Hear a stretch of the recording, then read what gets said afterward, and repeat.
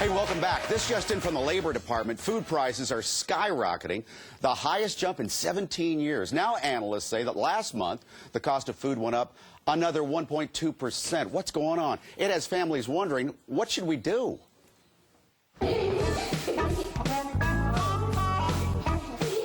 What do you call it when a family has 6 kids, 5 of them boys, and all 6 are under 7 years old?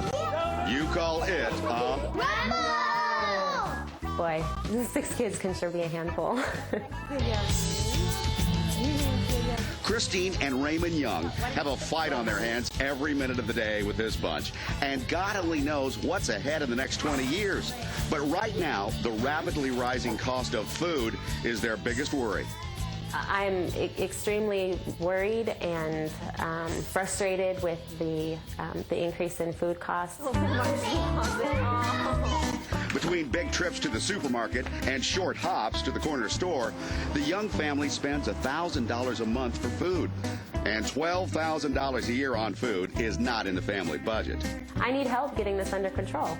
Naturally, these kids are starting to eat more, and this couple is already wondering how their boisterous boys will continue to be growing boys. You're hungry, I know. Specifically, the Young brood goes through milk like it was going out of style. We drink 6 to 8 gallons of milk a month. So many eggs, you would think they ran a farm. We eat anywhere from 4 to 6 dozen eggs a month. They eat cheese like crazy. We go through 10 to 12 pounds of cheese each month. And fruits, vegetables, and snacks move off their shelves as fast as a warehouse food club.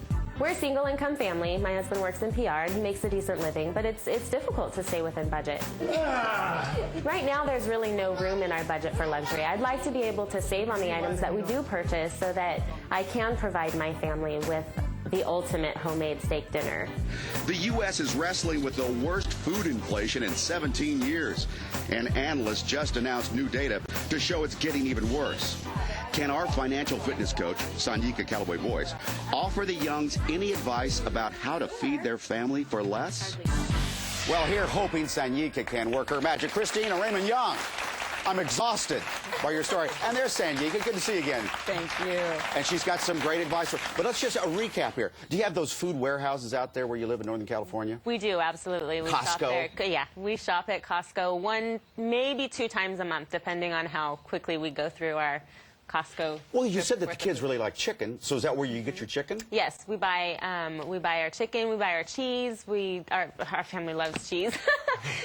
But Sonia, is that a good place to buy chicken in bulk like that? It is a good place to buy chicken, but what I'm going to recommend is that you buy actually whole chicken instead of parts of chicken, because you're actually paying for them to cut it down and take the skin and things like that off. The great thing when you buy a whole chicken as well is you can take the additional pieces, put it in a crock pot, season your rice and your vegetables and things like that with the stock from it, and it actually stretches, and you spend about $2 less a pound when you're buying it whole than if you're having someone else cut the parts for you. Yeah, the family loves milk. Yes. What kids don't love milk. Are you cutting back on that? We have cut back on milk. It's unfortunate because our kids do love milk. They love chocolate milk. I mean, what kid doesn't? That's true. And I was actually at the store the other day, and I only bought 1 gallon because they were almost $4 a gallon. Almost 4. Well, look at these kids. They're begging for more milk. So there's a couple of things that you can do to stretch milk, especially because you're making chocolate milk and your kids like cereal. So you can actually put about 1/3 a cup of water to 1 part milk. And the taste still is the same. 1, because you're adding the chocolate to it, but 2, if you're adding a sweet cereal or something like that, you're not really tasting the difference, but because your kids are growing and you want their bones to be strong, milk is really great. Just stretch it a little Kids bit. aren't going to know. Yeah. They really don't taste the difference. Hey, speaking of the kids, they love the snacks, too.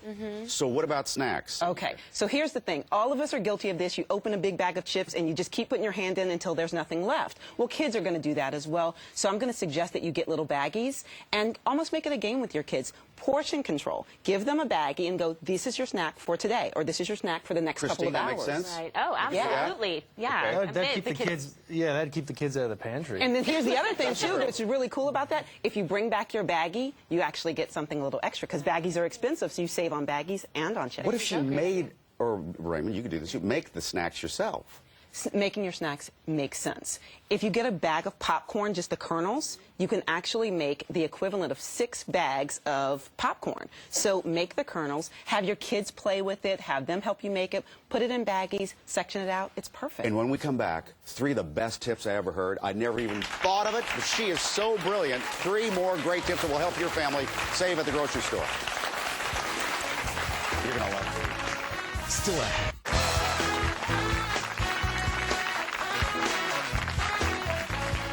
We are back talking about how to keep your grocery bills low when the price of food is at the highest point in 17 years. Please welcome back the parents of 6 beautiful children, Christine and Raymond Young, and our financial coach, Sanyika Calloway Boyce.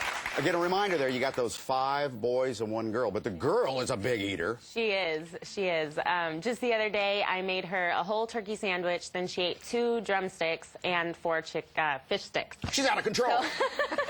But we're trying to save the money. Now, give us some more unique tips. Well, a couple of things that you can do is you all have some space in your backyard and in your front yard. You can actually plant a garden. I'm going to suggest that for a couple of reasons. One, because of herbs and spices, they tend to be expensive, but they add some flavor and zest to your meals. So if you want to do it in the windowsill, you can do it there, or you can actually plant just a little place in your backyard. They got a pretty good-sized backyard. Yeah. Does that make sense? It makes sense. Even Yeah, with Yeah. things No, like that. well, we need to finish, putting in a few things too. So we might as well make a garden. But you can till up part of the yard? Oh yeah. And until you do that, Great idea. get a windowsill. Just get a planter, put some seeds in there, and grow some rosemary, some dill, some thyme, some things like that, so you can just spice up the meals that Now, you're don't already just- making as well. Don't be nice. Would you do this? Oh, we would actually. You would? We would, and we'll tell them if they don't work, they don't eat. So. Okay. Another tip you suggest is when you go shopping, take a menu with you. Yes, well, think about it. I mean, run your home, sort of like restaurants do. You have to have a menu. When you go, you know this is what we're having tonight. So if you think about when you're shopping, this is what we're shopping for. We're shopping in meals, not shopping piecemeal. Because often you buy all of these individual things and then you get home and go, I have no idea what I'm going to cook with all of these individual things. So if you create it from a menu to start and go, I know to make this, on the menu, I need these ingredients. It actually not only saves you money, but saves you time, because when you get home, you know exactly what you're doing. Next tip's a good one. You have those 99-cent stores in your area? We do. The dollar stores? Give them this tip. The dollar stores are really a great place to get your condiments, like your ketchup and your mayonnaise and your relish and things like that, as well as snacks. I know you have a bit of a sweet tooth, so getting some snacks there makes sense as well if you just get them for $1. It's easy, and your kids go through them so quickly, so it's good to save. And her last tip is that you get rid of 2 of your children. And Mike will take them. Exactly. Mike will If take Mike them wants on. to take them, we Well, I might can take the consider it. twins. Oh. Yeah. See, they be- jump-started their family with twins. Thank you all for coming in. Thank you. And good luck.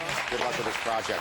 Hey, if you have a question for Sanyika, please log on to our website, which is imajshow.com, and click on Money Mondays with Sanyika. She has her own segment. Every Monday, she will be posting hot new financial tips, and it may be great advice, the advice you've been looking for. Hey, coming up, every dog has his day, and we have 3 precious pups coming your way. It's a brand new reality show.